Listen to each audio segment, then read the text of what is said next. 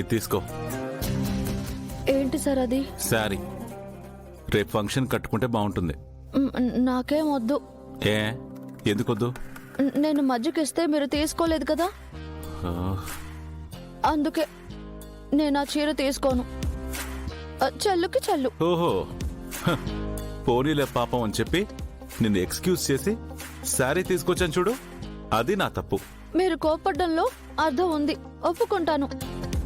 కానీ ఏదో పెద్ద నేరం చేసినట్టు నా వైపు తల తిప్పి కూడా చూడకుండా, నాతో మాట్లాడకుండా, నేను వస్తే కూడా లేచి పక్కకు వెళ్ళిపోయారు.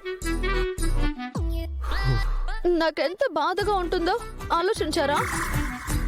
మీరేమన్నా నేను పట్టించుకోను అనే కదా. నాకు కూడా కోపం అలకలు వస్తాయి. సర్లే, అలిగింది చాలు. నువ్వు వద్దన్న పనులు చేస్తుంటే కోపం రాదా మరి? ముందు సారీ చెప్తావు, మళ్ళీ నీకు నచ్చిందే చేస్తావు. ఏ పని ఆలోచించి చెయ్యవు. నేనేం చేసినా మంచి కోసమే చేస్తాను. అలా చేశాను కాబట్టే రేపు సన్మానం చేయించుకుని అవార్డు కూడా తీసుకోబోతున్నాను.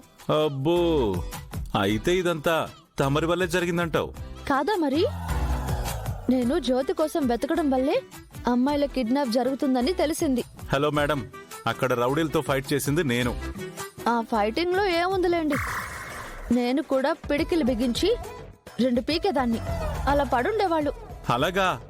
అయ్యో పాపం, మరి అలాంటప్పుడు సార్ సార్ అని నన్నెందుకు పిలవడం? నువ్వు బాక్సింగ్ చేసి ఉండాల్సింది కదా. అదే మరి, చేతులు కట్టేస్తే ఫైటింగ్ ఎలా చేస్తాను?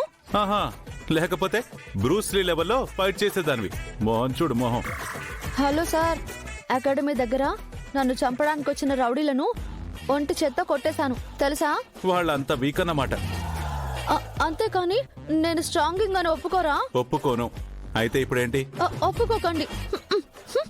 చూడు, రేపు ఫంక్షన్ కి శారీ కట్టుకుంటావా కట్టుకోవా? కట్టుకోను. నేను అసలు ఆ ఫంక్షన్ కే రాను. పోండి. మొండి ఘటం.